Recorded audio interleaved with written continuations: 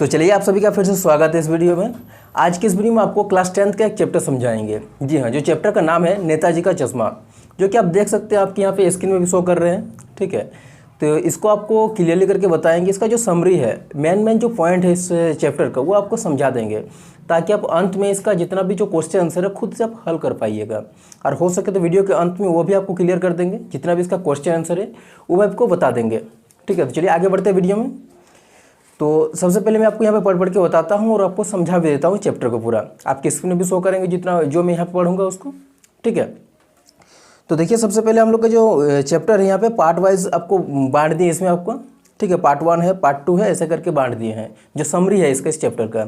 तो सबसे पहले इसमें क्या बता रहे हैं इसको पहले समझ लेते हैं। देखिए ये जो चैप्टर है एक कस्बे से लेकर है, उस कस्बे में एक मूर्ति है नेताजी का। जी हाँ, जो हम लोग के सुभाष चंद्र बोस जी का एक मूर्ति है, उस मूर्ति में जो चश्मा लगा हुआ है, उस चश्मे को लेकर ये पूरा कहानी है।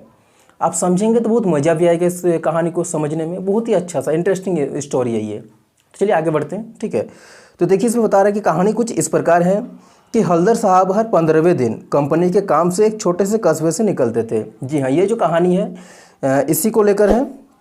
ये जो हल्दर साहब जो हैं इन्हीं को लेकर ये कहानी है आपका पूरा। ठीक है, तो बता रहे इसमें कि कहानी कुछ इस प्रकार है कि हल्दर साहब हर 15वें दिन कंपनी के काम से एक छोटे से कस्बे से निकलते हैं। इस कस्बे से हर 15 दिन में जो हल्दर साहब है निकलते हैं काम के सिलसिले में। ठीक है, नेक्स्ट बता रहे कि उस कस्बे में एक लड़कों का स्कूल, एक लड़कियों का स्कूल, एक सीमेंट का कारखाना, 2 ओपन सिनेमा तथा एक नगर पालिका थी। तो वो जो कस्बा है कुछ बड़ा बाजार भी नहीं कहा जा सकता है। उसमें एक लड़कों का स्कूल है, एक लड़कियों का स्कूल है, एक नगर पालिका है। तो नगर पालिका का काम होता है कि कुछ न कुछ बनाते रहता था उस टाइम। ठीक है, तो इसमें नगर पालिका थी तो कुछ न कुछ करती रहती थी, यानी कुछ न कुछ काम करते रहते थे।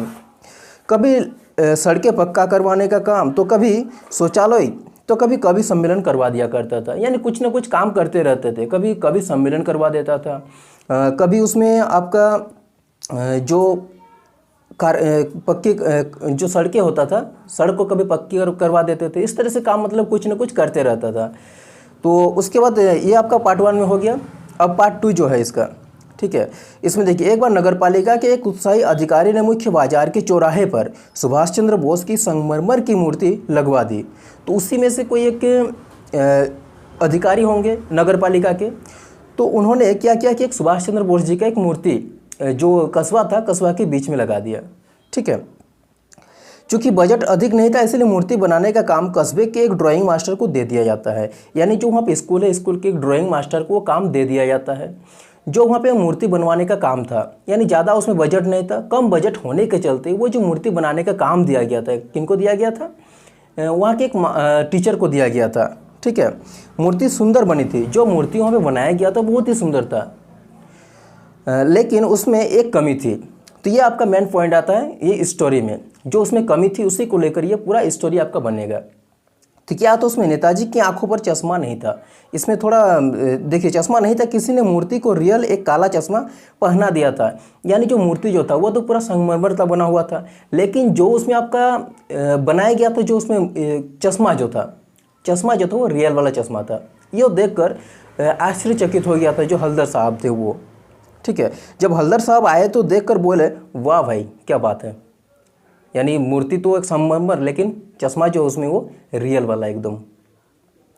क्या आइडिया है, मूर्ति पत्थर का और चश्मा रियल का। दूसरी बार जब हल्दर साहब आए तो उन्होंने मूर्ति पर तार से बना गोल फ्रेम वाला चश्मा देखा। यानी हर एक बार जब वो आते हैं 15 दिन में काम के सिलसिले में, जब वहाँ से गुजरते हैं तो कुछ न कुछ उसमें चेंजिंग मिलता है। क्या चेंजिंग मिलता है? चश्मे में कभी मिलता है वो दबंग वाला चश्मा, कभी डे नाइट वाला चश्मा। यानी हर एक बार अलग अलग तरह का चश्मा। होता क्या है कि देख के वो आश्चर्यचकित हो गया, क्योंकि मूर्ति तो संगमरमर का, लेकिन पत्थर का मूर्ति, लेकिन जो उसमें चश्मा है वो रियल वाला चश्मा। तो ये सोच कर ये मतलब थोड़ा भावुक उठे थे कि ये अपने आप कैसे चश्मा बदल लेते हैं मूर्ति।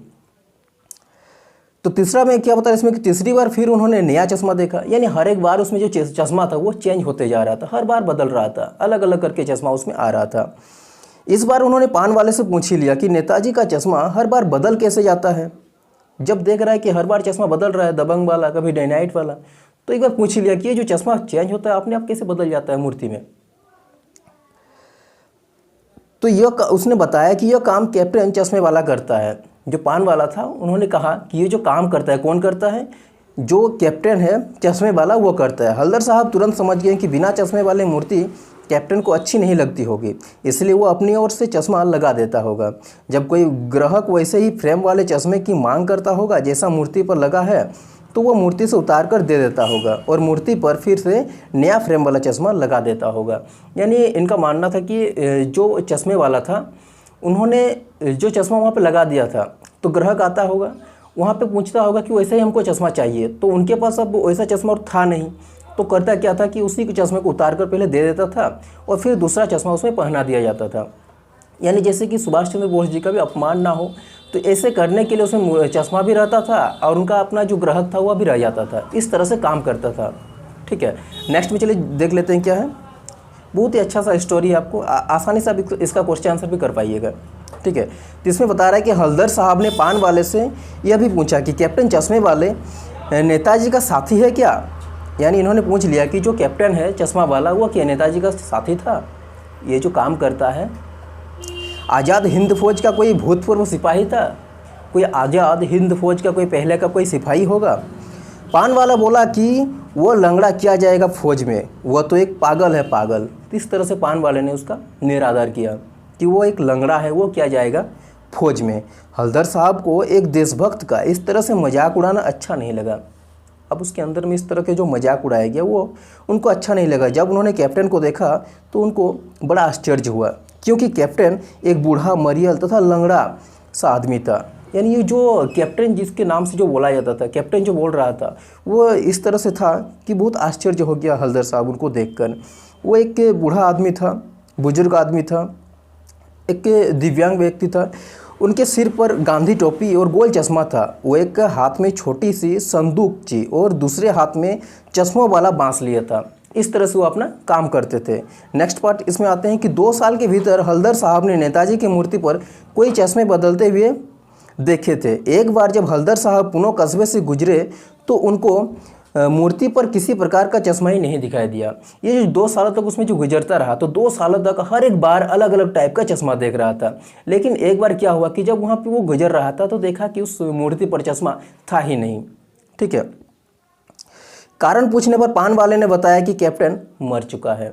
यानी जो उस चश्मे को बदलने का काम करता था वो अब नहीं रहा था, जो कैप्टन था वो मर चुका था, जिसका उन्हें बहुत दुख हुआ। 15 दिन बाद जब वे कस्बे से गुजरे तो उन्होंने ड्राइवर से कहा कि पान कहीं आगे खा लेंगे, मूर्ति की ओर भी नहीं देखेंगे। यानी इनका मानना था कि अब देखेंगे तो मूर्ति तो होगा लेकिन मूर्ति में चश्मा नहीं होगा, जिसको देखकर अंदर में अच्छा नहीं लगेगा।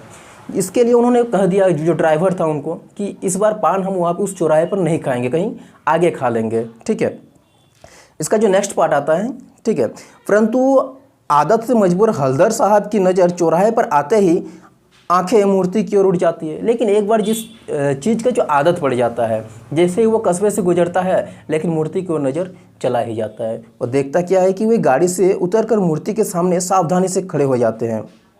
मूर्ति पर बच्चों द्वारा बना एक सरकंडे का छोटा सा चश्मा लगा हुआ था। वहाँ पे लगा हुआ था, एक चश्मा लगा हुआ था, जो बच्चे नहीं बनाते सरकंडे का, वो चश्मा लगा हुआ था, जिसको देखकर हल्दर साहब जाके वहाँ पे एकदम खड़ा हो गया टेंशन से।